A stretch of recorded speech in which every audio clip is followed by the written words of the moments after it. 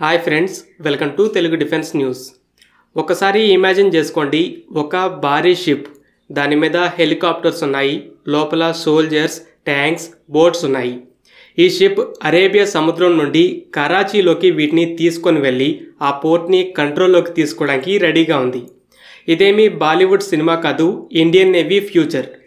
రీసెంట్గా defence minister Rajnath Singh నేతృత్వంలో జరిగిన డిఫెన్స్ అక్వైజిషన్ కౌన్సిల్ మీటింగ్లో కొన్ని భారీ డీల్స్కి క్లియరెన్స్ అయితే వచ్చింది. సుమారు 79,000 కోట్ల రూపాయలతో కొన్ని కొత్త వెపన్స్ ఎక్విప్మెంట్ని కొనడానికి ఒప్పుకున్నారు.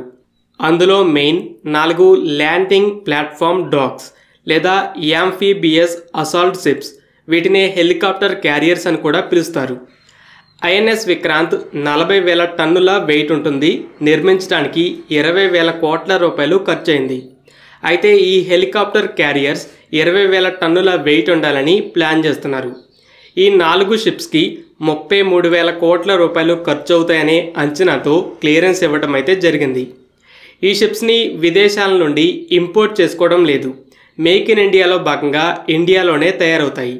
ముంబై నుండి ఎల్ఎన్టీ, ఎండిఎల్, అలాగే కేరళ నుండి కోచిన్ షిప్ యార్డ్, ఈ షిప్ యార్డ్స్ అన్నీ రేస్లో ఉన్నాయి. ప్రాజెక్ట్ 75I టైప్లోనే ఈ కంపెనీలు ఫారెన్ కంపెనీలతో పార్ట్నర్ అవ్వాలి. తర్వాత ఎవరు బెస్ట్ ఆఫర్ ఇస్తారో వాళ్ళు కాంట్రాక్ట్ని విన్ అవుతారు. ఇప్పుడు ఏంటంటే ఇండియన్ నేవీ ఇలాంటి 4 షిప్స్ని కావాలనుకుంటే డిఫెన్స్ మినిస్ట్రీ ఓకే అని చెప్పింది. మిగతా ప్రాసెస్ అనేది మొదలవుతుంది. మరి ఈ యాంఫీబియస్ అసాల్ట్ షిప్స్ అంటే ఏంటి? ఇవి సముద్రంలో తేలియాడే ఆర్మీ బేసులు లాంటివి. ఎయిర్క్రాఫ్ట్ క్యారియర్స్కి మెయిన్ వెపన్స్ ఫైటర్ జెట్స్. ఇవి క్యారియర్ నుండి టేకాఫ్ చేసుకొని 100 కిలోమీటర్ల దూరంలో ఉన్న వార్షిప్స్ని ధ్వంసం చేస్తాయి. శత్రువు భూభాగంలో బాంబ్స్ వేస్తాయి. ఇంకో పక్క ఎనిమీ సబ్మరైన్స్ని కూడా వెతికి డిస్ట్రాయ్ చేయడానికి యాంటీ సబ్మరైన్ హెలికాప్టర్స్ కూడా ఉంటాయి. ఓవరాల్ ఎయిర్క్రాఫ్ట్ క్యారియర్ రోల్ అనేది సముద్రాన్ని, ఆకాశాన్ని కంట్రోల్లోకి తీసుకోవడం. అయితే ఈ యాంఫీబియస్ అసాల్ట్ షిప్స్లో కూడా ఎయిర్క్రాఫ్ట్ క్యారియర్స్లోనే పైన డెక్ ఉంటుంది. దీని నుండి F-35Cల వర్టికల్గా టేకాఫ్ చేసుకోగలిగితే ఫైటర్ జెట్స్ లేదా హెలికాప్టర్స్, డ్రోన్స్ ఉంటాయి. లోపల ట్యాంక్స్, స్మాల్ బోట్స్ ఉంటాయి.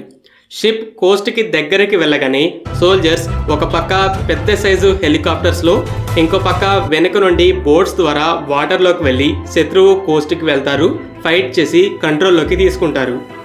ఆ టైంలో వాళ్ళకి అడ్డుగోడగా ఉన్న శత్రువుల డిఫెన్స్పై ఎయిర్క్రాఫ్ట్ క్యారియర్స్, వార్షిప్స్ దాడులు చేస్తూ సపోర్ట్ ఇస్తుంటాయి. అయితే ఇలా కేవలం యుద్ధాల్లోనే కాదు, అండమాన్ నికోబార్ ఐలాండ్స్ లాంటి వాటిలో ఏదైనా ప్రకృతి విపత్తు వచ్చినా కూడా ఈ షిప్స్ ద్వారా సైన్యాన్ని పంపి సపోర్ట్ చేయొచ్చు.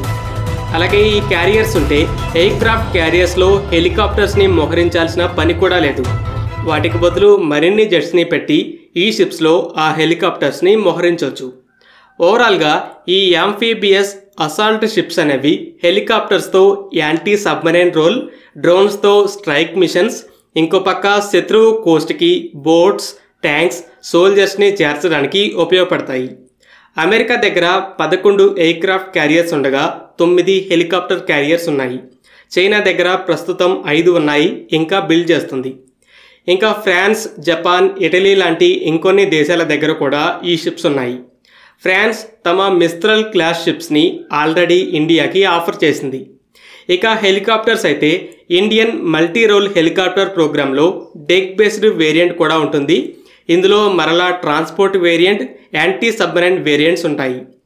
డ్రోన్స్ అయితే ఘాతక్, క్యాట్స్ వారియర్ లాంటి డ్రోన్స్లో నేవల్ వర్షన్స్ ఉంటాయి.